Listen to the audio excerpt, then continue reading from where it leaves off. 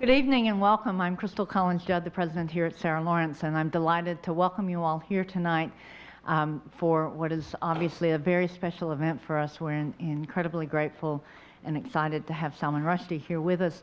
And he is here because Gwenda-lin Grewal, member of our faculty, has made arrangements for tonight, and so I would like to acknowledge and thank Gwen and invite Gwen and Salman Rushdie to the stage, and Gwen will do the introductions and set us off. Yes, Gwen? So welcome. Thank you for being here.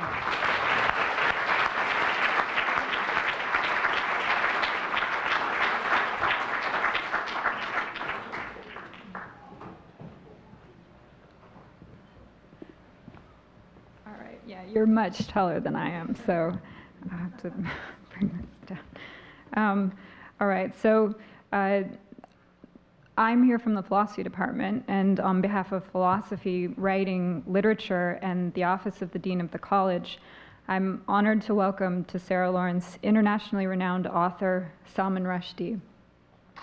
This is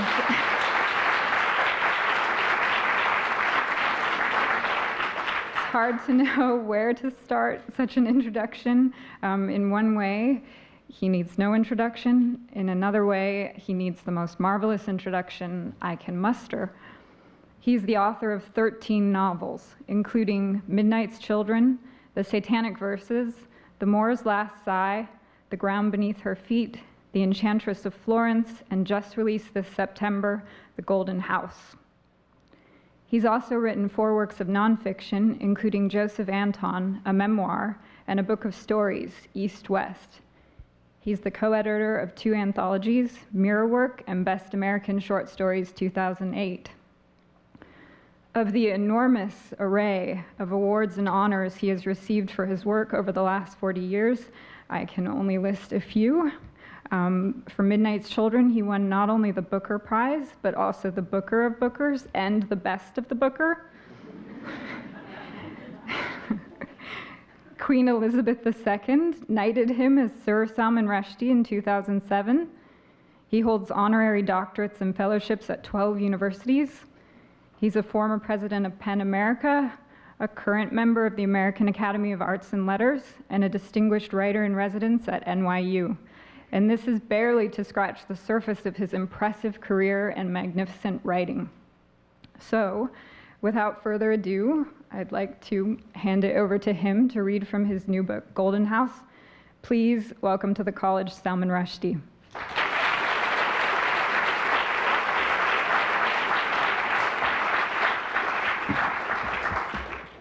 Hi, it's been nice to find my way to Bronxville at last. Actually, I did used to come up here, but I was telling Gwen because my friend Don DeLillo used to live here. And I used to come up and have dinner with him, but I never got onto the campus. And now he's moved down to Manhattan. So I haven't been here for a while. So anyway, how nice to be at Sarah Lawrence. I'm going to read you just the first chapter of this novel, and then we'll talk about whatever she wants to talk about. Unless I don't want to talk about that. All right, so to begin at the beginning. On the day of the new president's inauguration, when we worried that he might be murdered as he walked hand in hand with his exceptional wife among the cheering crowds, and when so many of us were close to economic ruin in the aftermath of the bursting of the mortgage bubble, and when ISIS was still an Egyptian mother goddess, an uncrowned 70-something king from a faraway country arrived in New York City with his 3 motherless sons to take possession of the palace of his exile, behaving as if nothing was wrong with the country or the world or his own story. He began to rule over his neighborhood like a benevolent emperor, although in spite of his charming smile and his skill at playing his 1745 Guadagnini violin, he exuded a heavy, cheap odor, the unmistakable smell of crass, despotic danger, the kind of scent that warned us, look out for this guy, because he could order your execution at any moment if you're wearing a displeasing shirt, for example, or if he wants to sleep with your wife. The next 8 years, the years of the 44th president, were also the years of the increasingly erratic and alarming reign over us of the man who called himself Nero Golden, who wasn't really a king, and at the end of whose time there was a large and, metaphorically speaking, apocalyptic fire. The old man was short, one might even say squat, and wore his hair, which was still mostly dark in spite of his advanced years, slicked back to accentuate his devil's peak. His eyes were black and piercing, but what people noticed first, and he often rolled his shirt sleeves up to make sure they did notice, were his forearms, as thick and strong as a wrestler's, ending in large, dangerous hands bearing chunky gold rings studded with emeralds. Few people ever heard him raise his voice. Yet we were in no doubt that there lurked in him a great vocal force which one would do well not to provoke. He dressed expensively, but there was a loud animal quality to him which made one think of the beast of folktale, uneasy in human finery.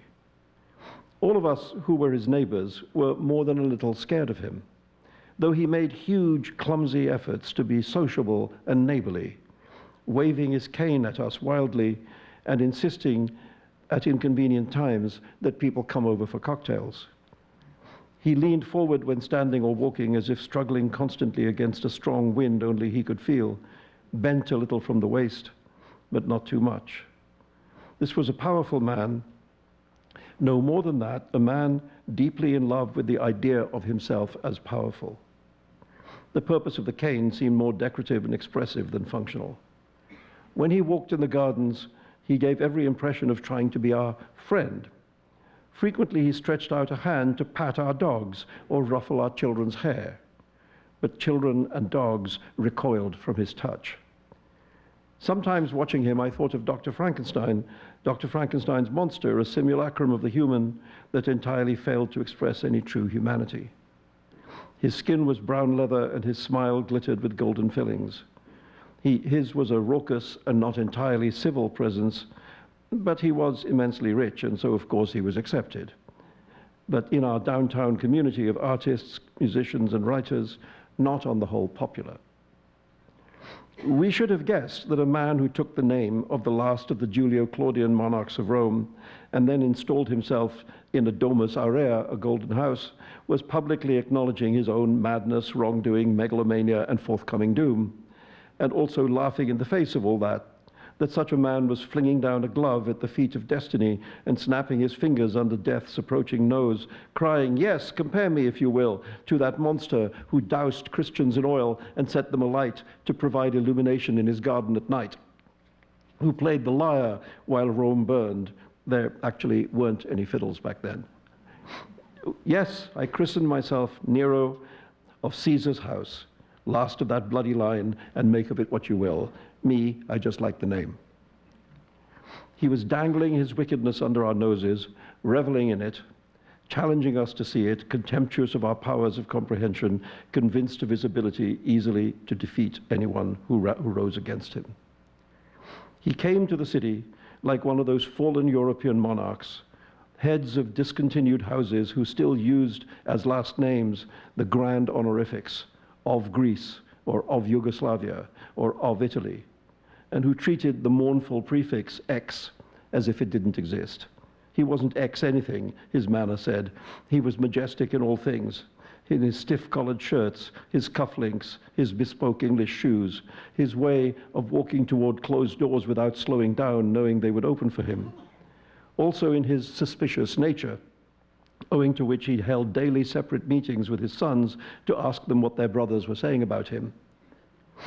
And in his cars, his liking for gaming tables, his unreturnable ping-pong serve, his fondness for prostitutes, whiskey, and deviled eggs, and his often repeated dictum, one favored by absolute rulers from Caesar to Haile Selassie, that the only virtue worth caring about was loyalty. He changed his cell phone frequently, gave the number to almost no one, and didn't answer it when it rang. He refused to allow journalists or photographers into his home, but there were two men in his regular poker circle who were often there, silver-haired Lotharios, usually seen wearing tan leather jackets and brightly striped cravats, who were widely suspected of having murdered their rich wives, although in one case no charges had been made, and in the other they hadn't stuck. Regarding his own missing wife, he was silent. In his house of many photographs, whose walls and mantelpieces were populated by rock stars, Nobel laureates, and aristocrats, there was no image of Mrs. Golden, or whatever she had called herself. Clearly some disgrace was being implied. And we gossiped to our shame about what that might have been, imagining the scale and brazenness of her infidelities, conjuring her up as some sort of most high-born nymphomaniac, her sex life more flagrant than any movie star, her divagations known to one and all except to her husband, whose eyes, blinded by love, continued to gaze adoringly upon her as he believed her to be the loving and chaste wife of his dreams, until the terrible day when his friends told him the truth. They came in numbers to tell him, and how he raged, how he abused them, calling them liars and traitors. It took 7 men to hold him and prevent him from doing harm to those who had forced him to face reality. And then finally he did face it, he accepted it, he banished her from his life and forbade her ever again to look upon her sons. Wicked woman, we said to one another, thinking ourselves worldly wise, and the tale satisfied us. We left it there, being in truth more preoccupied by our own stuff and only interested in the affairs of N.J. Golden up to a certain point. We turned away and got on with our lives. How wrong we were.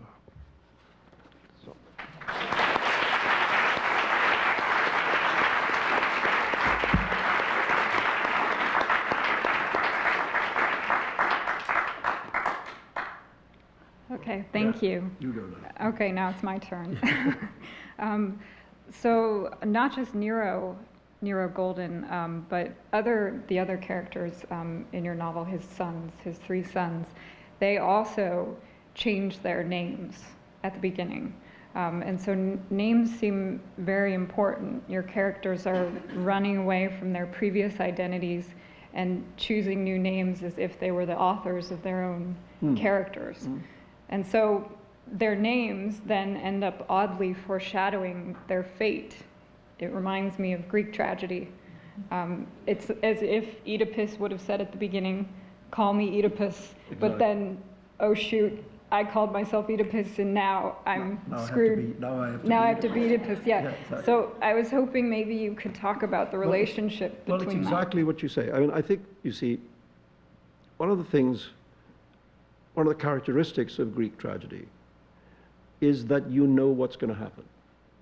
You know, that the story begins and you understand that there's a terrible, inexorable fate heading in the direction of these people. You know it's coming, and then it comes. And so on the one hand, there's no surprise. But on the other hand, that feeling of foreboding and anticipation and fear of what's coming is a lot of the quality of the play. It's sort of what makes it what it is. And so here also, yeah, there is that kind of foreshadowing, and partly through the names, partly I think because when you read just a little bit more than I read, the reader very quickly becomes aware that one of the reasons for this renaming, this reinvention of themselves, is that something very large and probably shady is being concealed. There is some great secret that they're all keeping. And the moment you know that that's going to come and smack them in the face at some point. Otherwise, it would be a really bad book. Yeah. If I were to say, these people have a terrible secret, but I'm not going to tell you what it is. They're different now. So that sense that there's a kind of express train running at them, and that is something that I consciously took or learned, let's say, from the Greeks. Yeah. Do you think does this happen in real life too? When we call ourselves things, does it change who we are? Maybe. Not always, but maybe. Yeah. I mean, I think one can think of, I'm trying to think of a good example, but when you stop being Norma Jean and become Marilyn, maybe something happens to you. Yeah. I mean, Hollywood is one place where everybody has become taken on new selves, and clearly the people who made them do that believed that certain kinds of name are appropriate for a star and others are not. you know, and so all of them, you know, Cary Grant, you know, James Stewart, so they all had to become those things rather than being born as those things. And yeah, I mean, I've always been very interested in naming because, you know, if you come from South Asia, when you name a child, you are very conscious of the meaning of the name. You know, you choose the name in part because of what it means, not just because you think it's a nice name or because it has a family significance or whatever, but the actual meaning of the name is significant. It's a part of the choice. And so for me, I've always approached naming of characters in roughly in that sort of same way, you know, to try and think of them as people coming into the world and what name do I want to give them, you know. And I always have admired, there are writers who are wonderful namers, you know. Dickens is a wonderful namer, you know. I mean, Uriah Heep, you don't, you know who he is, you know, it's already you know who he is, you know. Saul Bellow is a wonderful namer. You know, there's a Jewish gangster in the adventures of Augie Marsh who's called Nosy Muchnick. Which is kind of, there's an Italian gangster in Humboldt's Gift who's called Rinaldo Cantabile. I mean, these are wonderful names, you know, and so, yeah, I think it does a lot. If you can put the right name on a character, the reader sort of knows them before they know them. Yeah. You know? So, for example, Nero Golden, clearly not his real name, and clearly his real name, because it becomes clear quite quickly that the country they fled from is India. I know what his real name is. What? But I decided in the novel that I would not tell you. So it's not will there. You tell me no. now? No.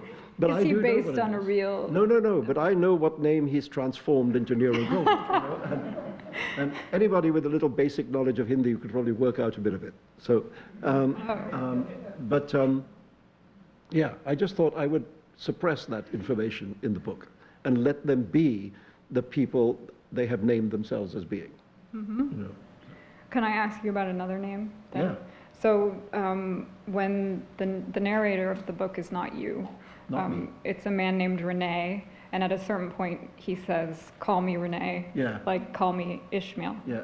And at that point, he says Ishmael might have been called anything in the petty actual.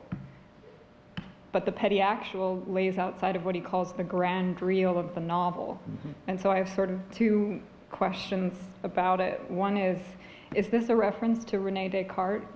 No, it's more a reference to Rene Magritte. Oh, okay. I think because Rene's parents are of Belgian origin. Yes. And they have a little corner of their house, you know, a little shrine to famous Belgians. Mm-hmm. Not a very big shrine because they're, but you know, there's like Audrey Hepburn and Tintin, and they make a Diane von Furstenberg, and they make a conscious decision to exclude Jean-Claude Van Damme. But yeah, so it's because, and Magritte is one of that little group of famous Belgians. And no, I think he's Rene because of Magritte. And then he's also Rene because there's a moment in the novel when, I don't want to give away everything, but when he's been in the process of being seduced, where he is told that Rene and Nero are, after all, really very close. They're like syllables reversed. Yeah. And so there's that too. But the thing about him is that he's really not me, because he's not me in three ways. First of all, he's a white kid, you know, and yeah. Secondly, he's very, very young. I mean, you know, when we meet him in the novel, he's in his early 20s. He's just out of film school, you know, and thirdly, he's a born and raised New Yorker. You know, and I actually wanted, in this novel in which a lot of the major characters are immigrants, you know, a lot of the major characters have come to New York from somewhere else. I just thought it would be interesting for the point of view character to be not like that, you know, to be raised in the city, of the city, even though his parents were migrants, but he wasn't. And so he's young and has roots in a way that the other characters have, in like the central family, have obviously deliberately uprooted themselves, you know, and he's the opposite of that. And I just wanted a character that was just a thing that happens to me as a writer, maybe happens to other writers too, it certainly happens to me, is that people are always trying to find me in the book. They're always trying to say, which is the him character? Mm-hmm. You know, as if all novels were autobiographies in disguise, you know. And no matter how much writers protest about the fictionality of fiction, people are always trying to find you, you know. And so I've become more and more perverse about that and determined not to let them find me.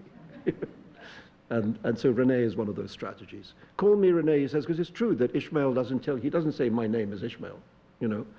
He says, call me Ishmael. It could be anything, his name. Yeah, you know? But what does it mean that the petty actual lay outside the grand real? Well, you know, the reality of the novel is more real than the reality of the real, is what he's saying, and I'm saying, I guess. So you agree? I up to a point. I mean, it's him. He's a young guy, you know. And one of the things about him is that he's quite cocky. You know, he's very ambitious, and he's very opinionated. You know, so he's always sounding off about everything. You know, and I like that in him, but it's not. That's not always what he sounds off about. Is not always what I would do if I was sounding off. Mm-hmm. You know. It comes through the character rather than being just simply given to the character by the author's opinion, you know. And yes, I don't know about that one exactly, but he rants. He has rants in the book. There's a lot of rants about everything. Yeah. Movies, politics, everything. Let me ask you. This is related about the seduction without quite. I can't give it away. Completely. Okay. Yeah. So Rene is a filmmaker. He's a voyeur on this family, the Goldens, inside the gardens. Yeah. And slowly he gets drawn into the action. Initially he's just a sort of looking in. Yes. But then he becomes a character, having been tempted by a certain snake or spider in the garden. And so it seems to me that he falls into the gardens in that way, into the world he's investigating, and I'm just wondering if you can talk a little bit about it. Yeah, I mean, it was actually one of the surprises to me of the way the book took shape, because when I first thought about him, I had a really bad idea, which is that he would be a writer. Yes. Really, such a bad idea. And it's one of the few times in my life that I've woken up in the middle of the night and sat up in bed and thought, that idea sucks. That it would be better if he was anything else. You know, better if he was a dentist. You know, better if he was a hairdresser. Anything. And so then I went back to sleep, and the next day I thought, well, if he's not a writer, who is he? And then I actually know some young filmmakers, you know, in downtown, and I thought maybe he's one of them. And the moment I thought that, the whole book kind of opened up in a certain way, you know, and I began to see how I could use various cinematic devices in the writing of it, and film references and so on. But I still thought, I mean, he refers to Isherwood's I Am a Camera, and he refers to the Dziga Vertov's the group's documentaries, which are subjective camera documentaries, and I thought initially that he would be like that. He would be like the subjective camera watching the action, and he would become our eyes in the story. You know, that as he found out more about this family with its secrets, we would find out more. You know, and I hadn't seen him as more than that. But he quite clearly, quite early on, gave me to understand that he had plans which were larger than that. and as you say, crossed that line, which separates the voyeur from the participant, you know, and becomes very enmeshed. And especially because he's going on about the moral questions at the heart of the story of Nero Golden and et cetera. And then he does something which by any standards is morally questionable. You know, and so then he has to face that in himself as well, and that becomes an important part of the story. Yeah, so it seems like he begins on the outside, but then it turns out that what he was looking at actually is his own character. Yeah, and I mean, there's a moment where one of the other characters says to him that all these people that you're writing about are versions of yourself. Yeah. You know, right. and I suddenly began to think, you know, really, in a way, the novel's about him. Yeah. You know, and it's about him as much as it's about the Golden family. And I began to think of it a little bit like a Bildungsroman, you know, like a novel about the getting of wisdom, about young man growing up and learning how to be a man. And I think that's really what it ended up being. Yeah. So in the novel, all the characters are versions of him, but in your novels, the characters are not versions of you. That's correct. Okay. I've got it right. All right. Yeah, got that straight. Okay. Tell me about your name. Salman Peaceful. Well, Rushdie. oh, that one. Yeah. No, I was just talking about the typecasting of Peaceful. Really fits, right? So, no, Rushdie is because my father was an admirer of the Spanish Arab philosopher Ibn Rushd, known in the West as Averroes, Aristotelian philosopher, and changed the family name. Changed, you know, chose him that, and Rushdie meaning of Rushd, you know, became family name. And I didn't know about this when I was a kid, and really only learned about it when I was a teenager about to go to college. And I thought, God, I mean, it's kind of really a strange thing to do, you know, Dad. And it made me, of course, interested. And I mean, I was studying history at Cambridge, but amongst the things I was studying was a kind of history of philosophy paper, and so I started digging around Averroes, you know, Ibn Rushd, and it has this wonderful book, the book with the wonderful title called The Incoherence of the Incoherence, which I had sometimes, the novel before this, which is set in that period, I wanted to call it The Incoherence of the Incoherence at one point, and then I thought that was just giving too much ammunition to your critics, you know. It was like writing the review for them. So I didn't do that. But anyway, yes, you know, he's very significant as a philosopher because his translations of Aristotle into Arabic and commentaries on them are very important. And actually, since a lot of the original texts were lost, one of the things that happened in the Renaissance was the retranslation of Aristotle out of the Arabic into Greek, and that's why we have quite a lot of Aristotle, you know, thanks to him. And he's an unusual philosopher in that he's very influential outside the Arab world more than inside it, you know, because actually he was an early liberal. I mean, he was an early progressive voice, and in a way, the conservatives and literalists were more successful than he. But in the West, I mean, he was very influential in Renaissance Florence. He was a major influence on Thomas Aquinas, and so on. So anyway, I thought interesting person, you know, and then, like when the trouble happened around the Satanic Verses, I remembered reading that he too had a moment where radicals in the court had engineered his dismissal from his job as court physician and had him sent into exile, and his books were burned, and etc. And I thought, well, I know something about that. And so I became even more, and I thought, how did my father know? I mean, this was like a prophecy, you know? Yes. I mean, my father was not alive anymore by the time his prophecy came true. But it was really extraordinary. I mean, that goes back to what you were saying about how your name predicts your fate. Yeah. Yeah, happened to me. That's a good example. I'm glad I thought of that. Well, and so Averroes makes a cameo in one of your novels, and then also Machiavelli in another novel. And even I think in Midnight's Children, Salim's nose has a kind of philosophical power, intuitive power. And so I'm wondering if you could talk about philosophers in relationship to your characters. Well, you know, I've always, I mean, the ones you mentioned, Averroes and Machiavelli, have always just been people who stuck in my mind ever since I was a student, you know. And Why Machiavelli? well, because I think Machiavelli is one of the most wronged figures of history. You know, I mean, Me too. I mean, the simple thing about Machiavelli is that he wasn't Machiavellian. Yes. There are in Elizabethan literature, there are over 400 references to Machiavelli, and all of them are pejorative. But at that time, no work of Machiavelli had been translated into English.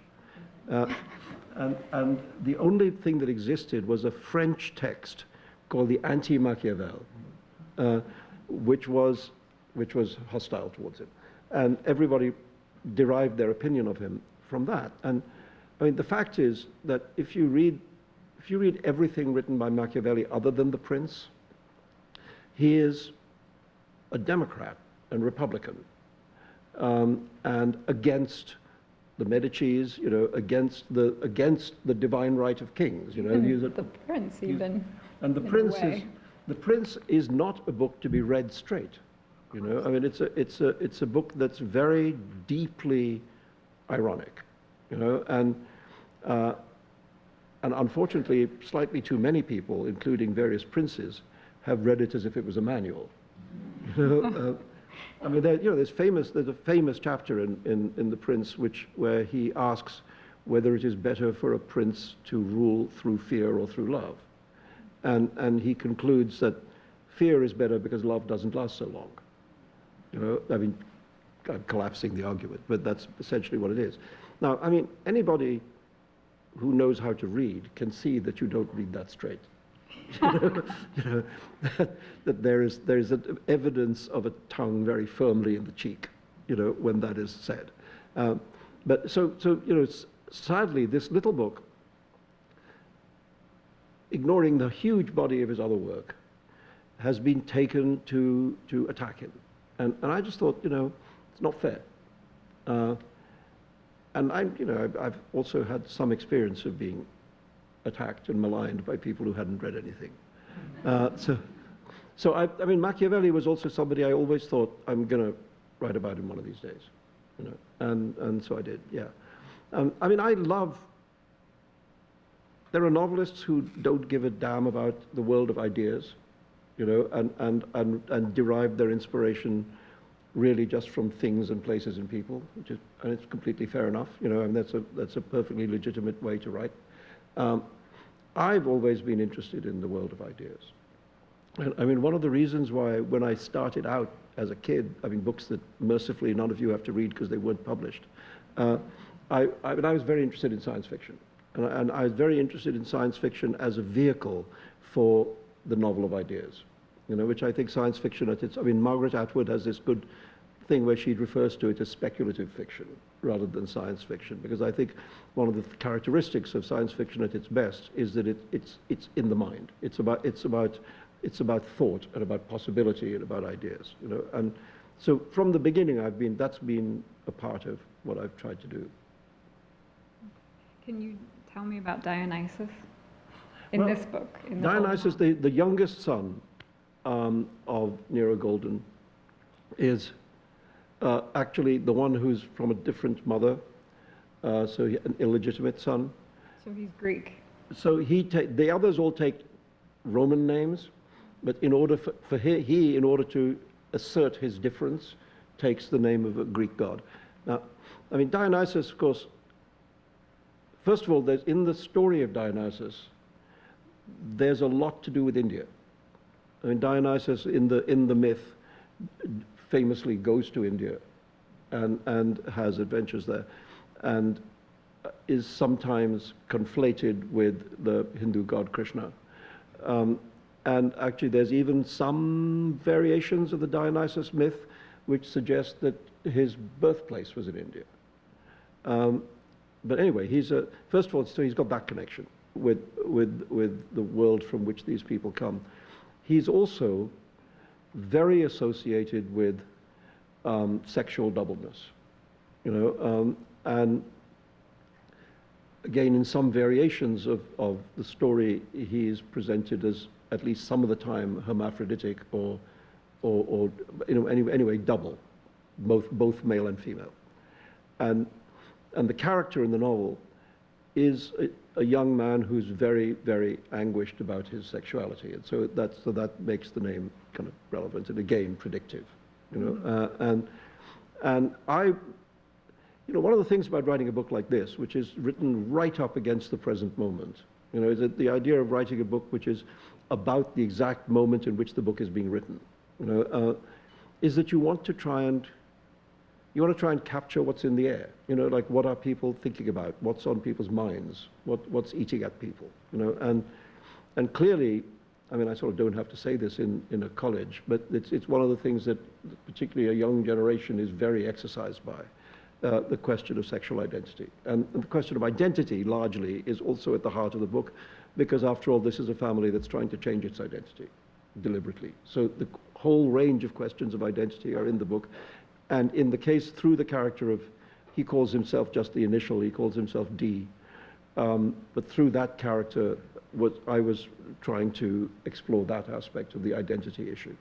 Yeah. And he is in a relationship with another character who runs, or she's a curator at the Museum of Identity. Museum of Identity. I'm very proud of the Museum of Identity. because quite a few people, including New York journalists, said they had to look it up to make sure it didn't exist. Which kind of shows, I mean, I feel that in 5 minutes it will exist. I feel any minute, even now, now that you've put even now, somebody's looking for funding for the Museum of Identity. And it's down on, I know exactly where it is.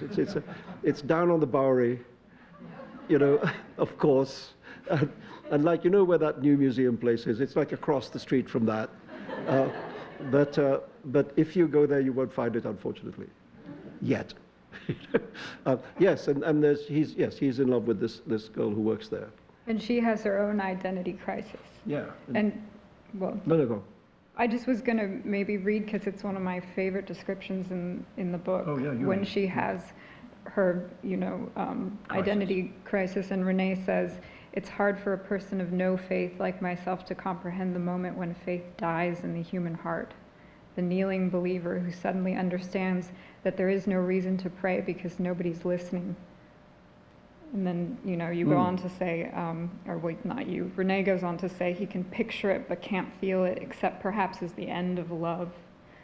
And so I'm just wondering, what is our obsession with identifying ourselves leading us to this loss of faith? I worry a lot about the whole identity issue, because, and I mean, not just gender identity, but in India, the issue of religious identity, I mean, identity takes much more the subject of the form of a religious identity argument, the kind of Hindu-Muslim authenticity, who is an Indian, who isn't, etc. So it means different things in different places. But the big subject, and the thing that the conversation seems to lead to, almost always, is to encourage people to define their identity narrowly, to say, I am this, I'm not that.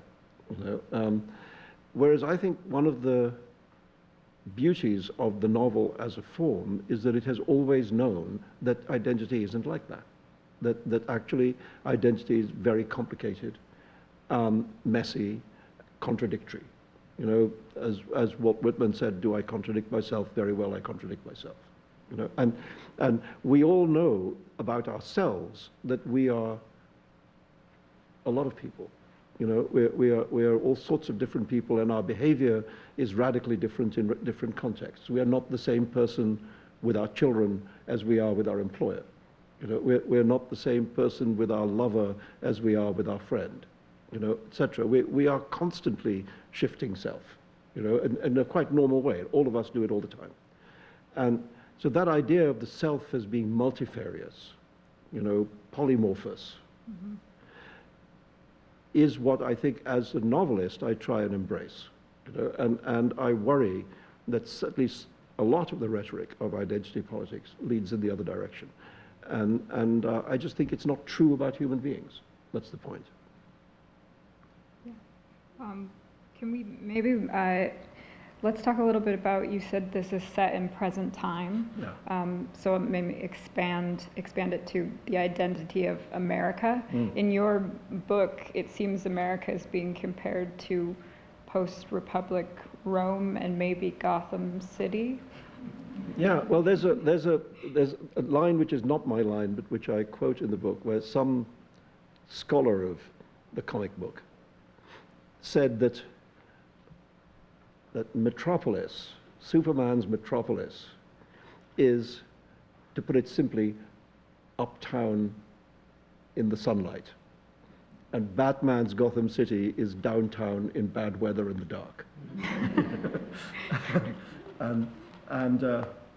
So yeah, I mean, there's also, I mean, I can't now remember if I made a reference to it in the book or not, but in Cavafy's great poem, Waiting for the Barbarians,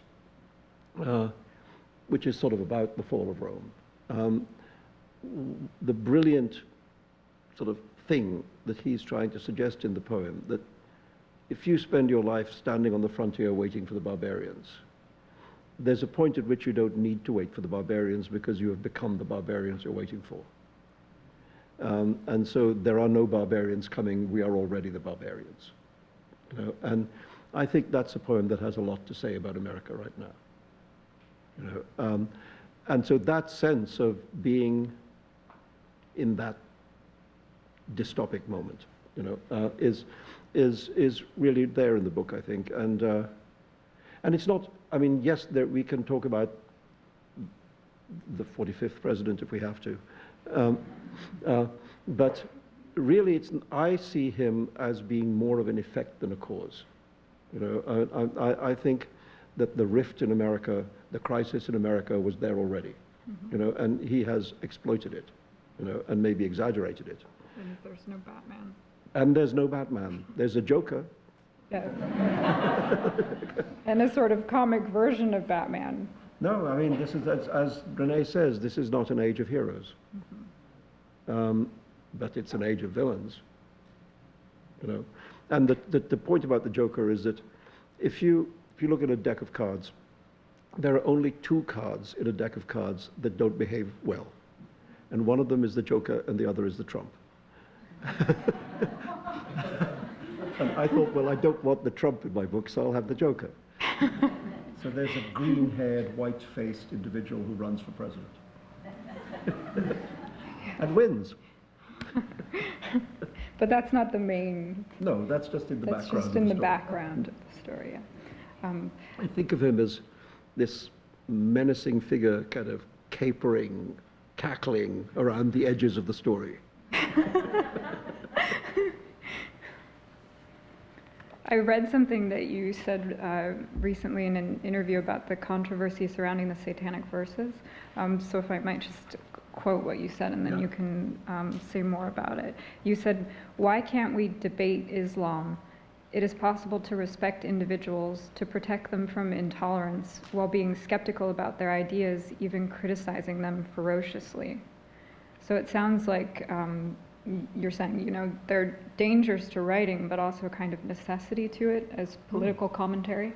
Well, what I think is, if you can't, in any society and in any philosophy, if you can't criticize first principles, you can't make any progress.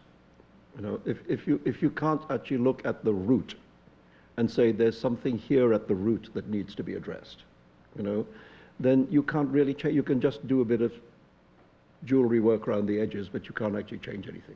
You know, so for thought to move forward at all, you have to be able to question first principles. You have to be able to say what you're saying is nonsense. You know, and if you can't say that, then there's no forward movement possible. You know, and so I think that about, not just about Islam, but about every form of thought. Identity? Yeah, everything. You know, I mean, if I think that you are talking nonsense, I must be allowed to say that's nonsense. And then you must be allowed to say, no, it isn't, and then we can have that argument, you know? And maybe you'll win the argument, but we have to be able to have the argument, you know? To say you can't have that argument because it's off limits, that's kind of the death of thought. And And I think one of the big problems that's happened in the Islam subject is that defending oppressed individuals has got confused with defending ideas. And it seems to me you actually have to separate those things. You have to be able to say anything you like about ideas, but you also have to be very clear that individuals deserve protection from oppression and racial attacks and ideologically motivated attacks, whatever it might be. To separate the individual and the mind, you know? I mean, it's not really about Islam, but it's relevant. I was once invited to a lunch at MIT, about 20 people. It was rather a humiliating lunch because Susan Sontag and I were the two writers who were there, and there were about a couple of dozen academics, and like 20 of them had won the Nobel Prize, and Susan and I had not. So it was humbling. And the thing that interested me about they were all scientists, right? And they were arguing at lunch about all sorts of things that I couldn't understand. But they were arguing in the most savage language. They were saying, you know, when you said that about the blah, blah, blah, you were talking crap. And here are 6 reasons why. And so they were yelling at each other, calling each other stupid and garbage, etc. And I thought, if this was a bunch of novelists, lifetime feuds would be created at this lunch. Instead, they all got up and hugged each other and shook hands, patted each other on the back, and went off to work. And I thought there's something very impressive about that ability to argue savagely at the level of ideas and never make it personal. Never make it personal. Never make it about the individual. And I thought, I mean, actually, when I was at university, that's very much the Cambridge school. You know, that's savagery as to ideas and absolute separation of never make the ad hominem attack. You know, Oxford's different. I mean, actually, is different. Never mind. Can I ask about nonsense then? Yes. About Alice in Wonderland? Yes. Tell me about, you know, Well, your... It's a question of falling in, you know, I don't know how many books there ever are in a lifetime of which one can say, I love that book. You know, I suspect it may not be a very large number. You know, that if you're really thinking about the books, these are the books I love. You know, it's probably small. You know, and Alice, the 2 Alice books certainly fall into that category for me. Partly because she's such an interesting character. She's not just a identikit off the peg little girl. You know, she's very, very individual, Alice. First of all, because she's extremely bossy and very, very opinionated. She's always telling people what to do. You know, if you think she's in this, she's been transported, she's fallen down a goddamn rabbit hole. You know, she's gone through a door that's this size. You know, she keeps eating and drinking things that change her size. You know, she doesn't even know what size she is. And yet, she has strong opinions about everybody's behavior. And she's constantly scolding people. Everywhere she goes, she scolds people. Yeah. And that sort of ornery, opinionated characteristic is what in the end defeats the Queen of Hearts. You know, you're nothing but a pack of cards. That's what defeats the Queen of Hearts. Even then, she basically wins by being dismissive and rude. I thought that was very cool. Now, also, the reason in some ways I like Through the Looking Glass, well, some days of the week, I like it more than Alice's Adventures in Wonderland, because when he wrote Alice, Lewis Carroll, he was writing for a particular little girl who he knew, you know, and it's quite clear that the book is written for her. In fact, in the British Library in London, there's a beautiful object, which is a little notebook in which, in fair copy handwriting, he's written out the entire text of the book and drawn illustrations in the margin as a gift to her. And at that point, it's called Alice's Adventures Underground. But that's the extent of the gift. You know, it's written entire. And anyway, the problem is then he falls out with the family. And there are differing opinions about why he falls out with the family, one of which is clearly that the family may have been suspicious of his intimacy with Alice. But a more recent theory, which I find more likable, is that he had an affair with the nanny. So it was a class thing. And in England, everything is class. Everything is class. So, but then, so by the time, many years later, 6 or 7 years later, that he comes around to writing the second book, first of all, he's not in touch with her. Secondly, she's grown up anyway. And thirdly, he's become very famous. And so the task of writing the second book is greater. Because first of all, he's got to live up to Alice's Adventures in Wonderland.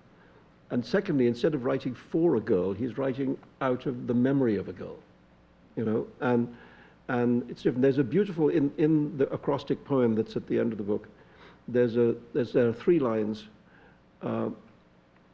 which her middle name, Alice Pleasance Little, is the acrostic. And in her middle name, the letters S-A-N in Pleasance, form the lines, still she haunts me, phantom wise, Alice moving under skies, never seen by waking eyes. And I thought, that's it, that's what still she haunts him, and even all these years later, he's writing for this memory of a girl, and they're very good. I mean, and he went to the same school as me. Oh. So, yeah. Okay. Well, maybe I should let the audience have a chance to ask you questions. Sure. I can't see you very well, but I can sort of see them. I see, yes, you in the Harvard sweatshirt. This is partially based on the things you were talking about, but it kind of grew as you guys talked more. So I'm just going to read you the rambling. So I was wondering, where does your old name go when you take a new name? Like, are the 2 halves of the same name, the same city, Metropolis, and Gotham, or is it, a new exhibit or a new article in your Museum of Identity? Where does the old name go is a very interesting question. That's one of the reasons why, in this book, I don't tell you the old name. Because I don't want the old name to have any business with the story. When people change their name, what do they think about their? I mean, did Marilyn Monroe think of herself as Norma Jean Baker? There's probably a moment at which she no longer did, where she became the identity that she chose. And I mean, I think actually in real life, in ordinary life, in the streets of any American city, you will see people who have quite successfully gone through that process of reinvention. I mean, reinvention is one of the great themes of American literature, after all. And there are people from all over the world who have come here, who have either had their name changed at Ellis Island or have themselves simplified their name or whatever, and become quite comfortable in the new self. I think it's a characteristic, I think, of America that happens all the time. Samuel Goldwyn, the film producer, was originally called Samuel Goldfish. Not kidding. And when he went to Hollywood, he made a film company with a man whose name I think was Goodwin. So they took the gold of Goldfish and the win of Goodwin and made Goldwyn. And then after a while, he bought out the partner and kept the name, which is just as well, because otherwise we would have Metro Goldfish Meyer, which might not be quite as evocative. But yeah, I think that's what happens really. If it's, in many cases, very successful name changes, means that the old name just withers and loses power. But sometimes, as in this case, the past comes back to haunt you. And I mean, really, this is a novel about how you can do all that. You could go, these people go to incredible, elaborate complexities of strategy to erase their past, and not just to have different names, but to refuse to identify where they've come from or to say anything about the past. And they fail, because the past comes after you. As one of the characters says, the trouble with trying to change yourself is that you come along for the ride. You know? So the person you're trying to change is actually there because it's you, you know. So in that sense, you can't escape the past. But again, I think this is one of the great differences between life and literature. I think in life, you can escape the past. I think there are plenty of people who've come from, you know, difficult parts of the world or just distant parts of the world and have quite successfully, they and their families, made new lives in this country, you know, and the past has withered in the end. In a novel, you can't do that. In a novel, the writer will not let you do that. You know, at least this writer won't. So that may be one of the ways in which a novel is not like life. Yeah? I'm wondering, as a non-specialist of Islam, if you could speak to, you mentioned Averroes and Ibn Rushd. During that golden age of Islamic thought, was it possible to have a savage exchange of that, or a muscular exchange of ideas? It was more possible. And this is 12th century Spain we're talking about. And yeah, it was more possible. But what happened, which led to the downfall of Averroes, was the rise of an extremist sect, not at all that dissimilar than the present day. And that extremist sect acquired political clout and influence over the Sultan in Cordoba, for whom Averroes was the personal physician, and arranged for him to be fired and sent into exile. So again, it's a kind of, the 12th century is a kind of hinge moment, I think, in Islamic thought, because it's a moment at which it wasn't just Ibn Rushd. In fact, there were antecedents, that Ibn Sina, that various others, you know, Al-Farabi, there's a whole bunch of people, who were all progressive in their thinking. You know? But after the 12th century, there's a swing against that kind of thinking. I mean, I'm really telescoping it so much that it's almost wrong. But the 12th century is a hinge moment, I think. Yeah. So if you feel like you're in a society where you've reached that point where you can't have, where you're at that place where someone says, that argument is off limits, do you have any thoughts on how to recover and move on? It will not surprise you to learn that I am a great believer in blasphemy.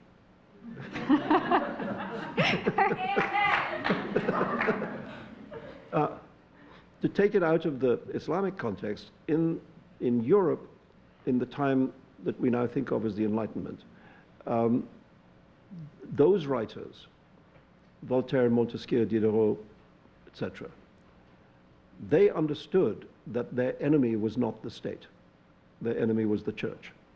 And the church of that time had very powerful weapons to place limiting points on thought. It had inquisitions, it had, you know, it had anathemas, it had excommunications. There was this list, the Index Expurgatorio, where they could put books on this list which would then be forbidden, you know, and etc. So the Catholic Church's power of putting limits on thought was very, very great. And the Enlightenment writers and philosophers deliberately set themselves against that and used blasphemy as a deliberate weapon to say, we will not be told by you where to shut up.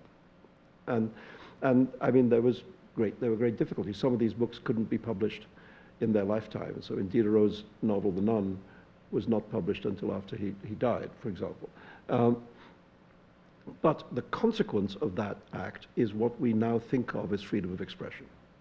You know, that's where, indeed, where the American idea of freedom of expression comes from, because it was brought back to America from France by Paine, you know, and then became incorporated into the, you know, into the foundation texts.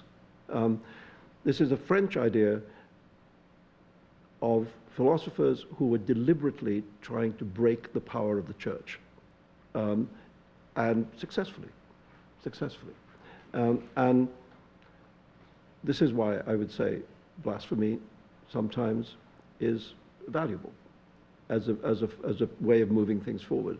I remember being sent T-shirts in my own little moment of trouble. Somebody sent me a T-shirt which said, "Blasphemy is a victimless crime," which means that there's no God, in case you were wondering.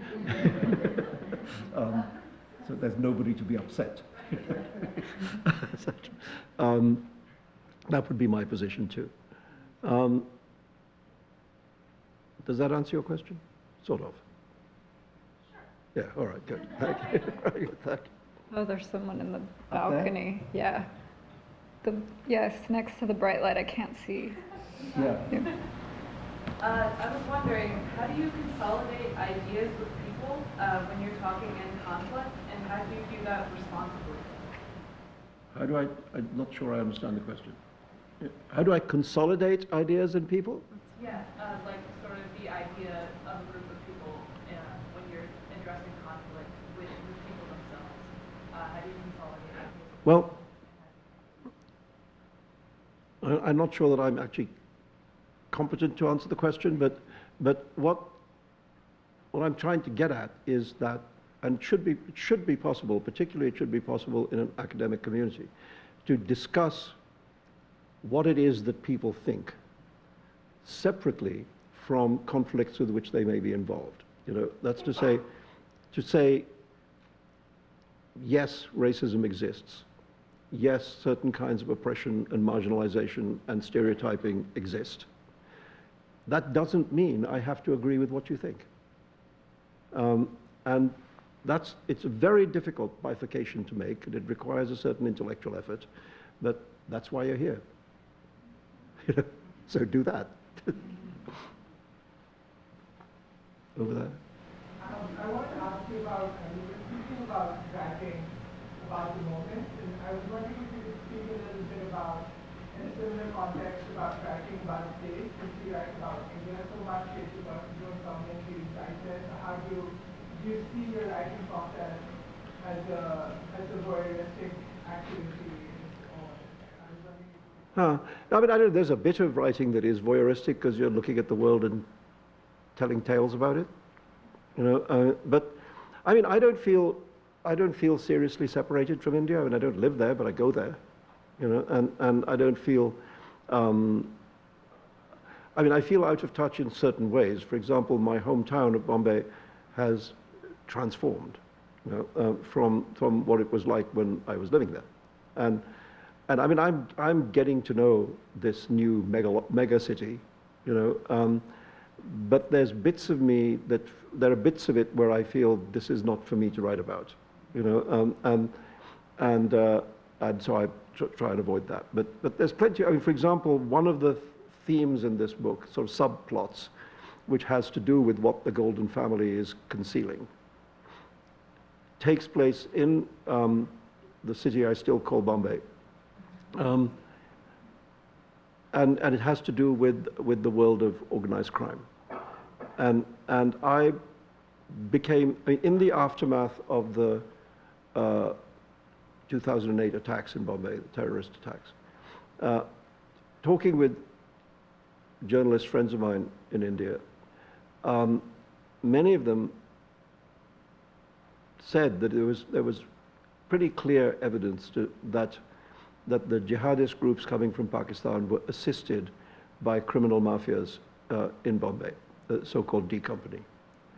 And so I decided I needed to know about that. So I tried to find out as much as I could about that. And that world is there in the backstory of the book, you know, and with a third point to the triangle, which is that if you were in Bombay and you were going to the kind of parties that Nero Golden would go to, you might also see one or two mafia dons at those parties, you know, because they do that. I mean, as you know, the gangsters are quite involved in financing the film industry, for example, you know, and they all like hanging out with movie stars and stuff, you know.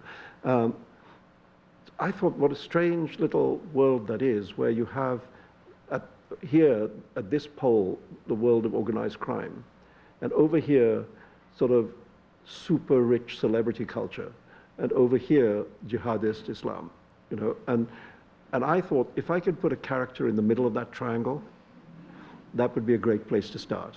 You know, and that's sort of where Nero Golden was born, before he changed his name.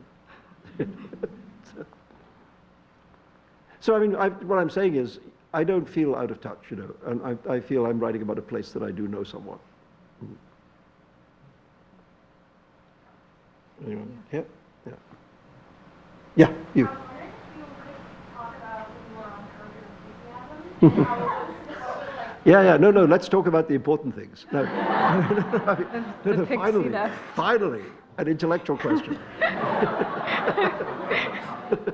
Well, no, what happened was that, I mean, I've met Larry David a couple of times over the years, and I don't know him well, but I've met him a couple of times. And he just called up out of the blue about a year ago, and he said, so I've written this thing, and do you want to be in it?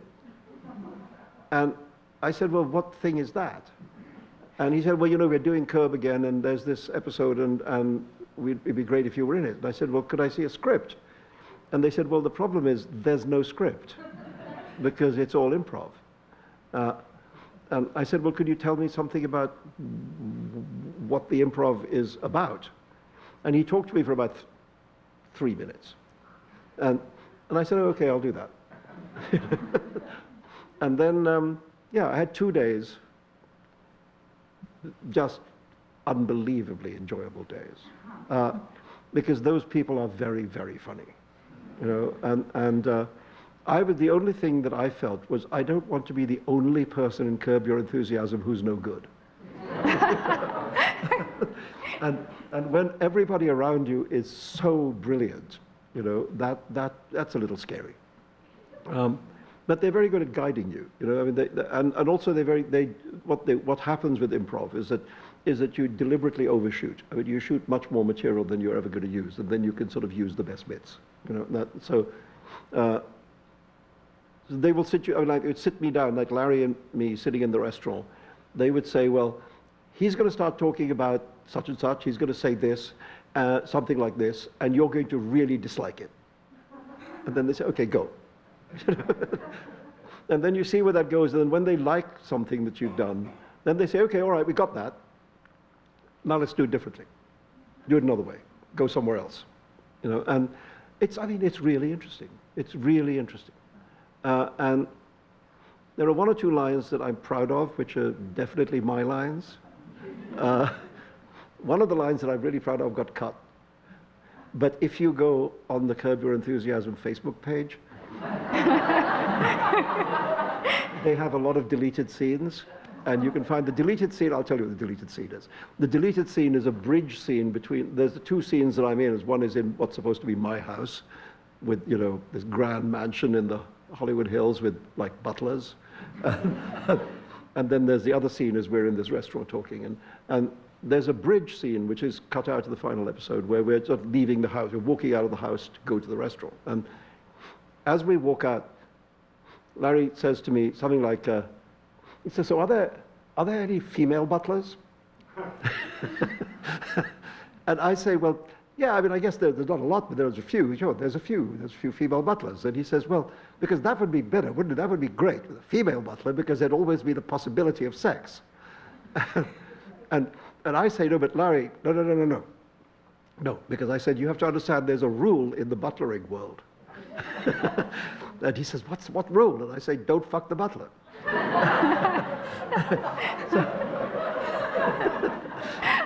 I was very sorry they cut it. But as I say, it's there on the page. No, I mean, it's just the most fun you can have, really. Yeah, I mean, I'd do it again if they asked, but they're not asking.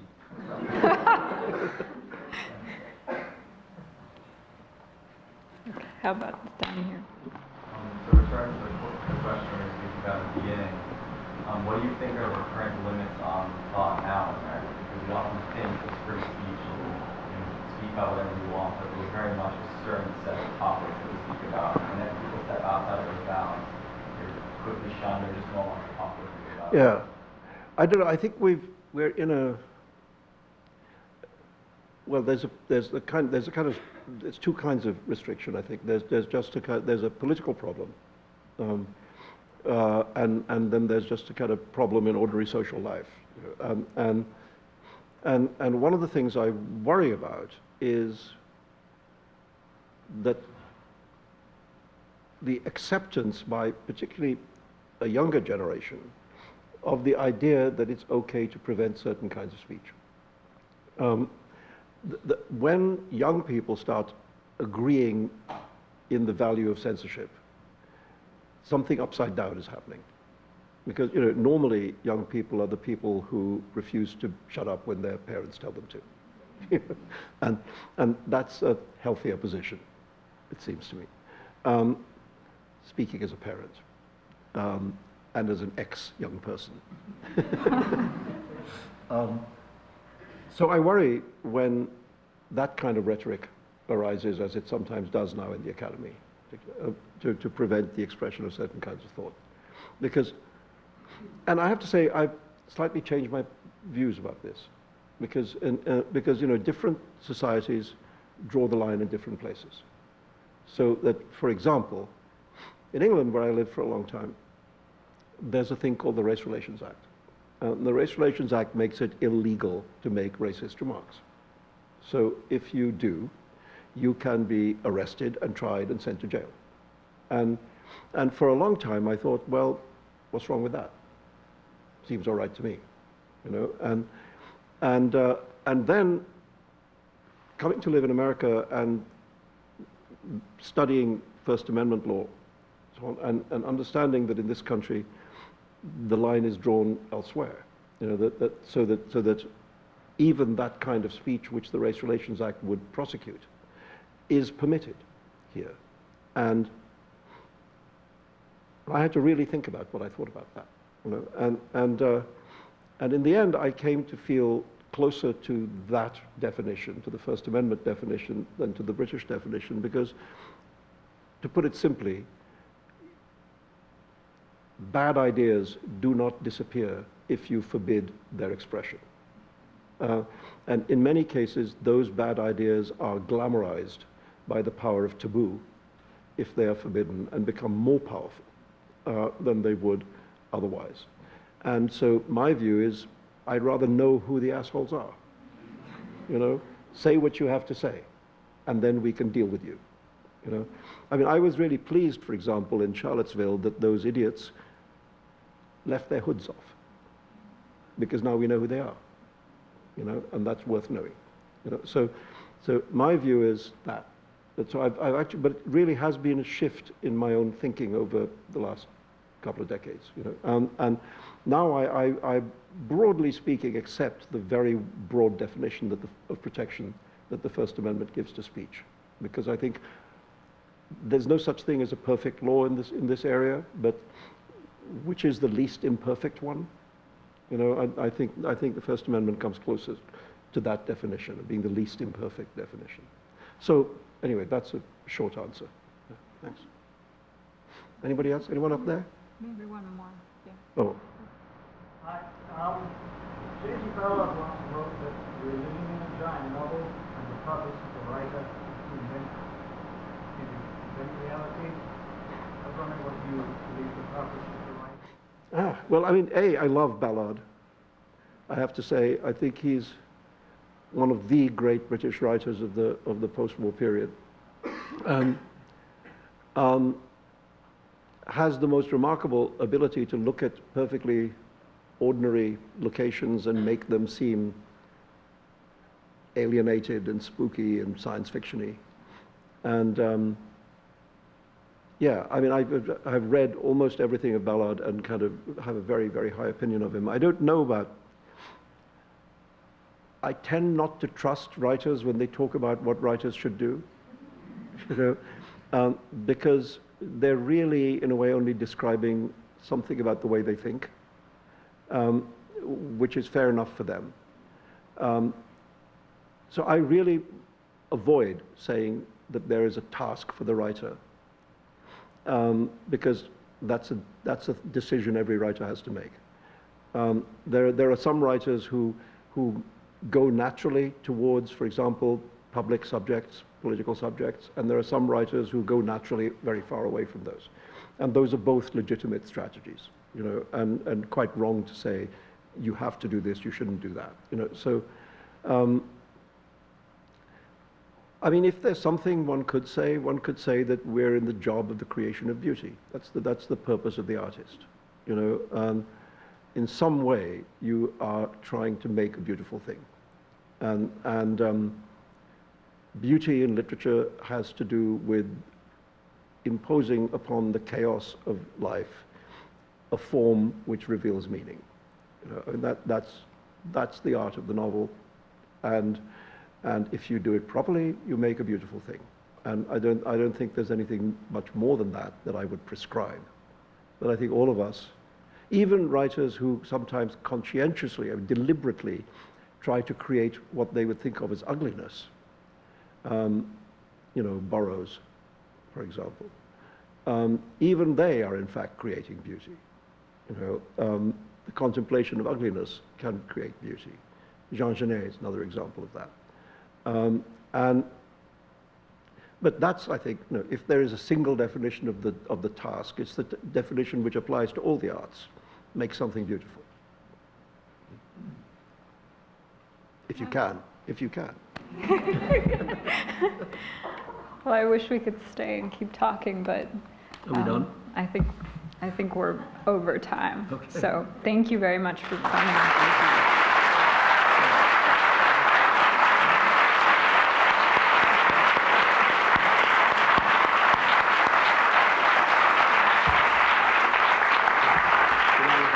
Tell them I'm going to sign outside? Yeah, just tell them.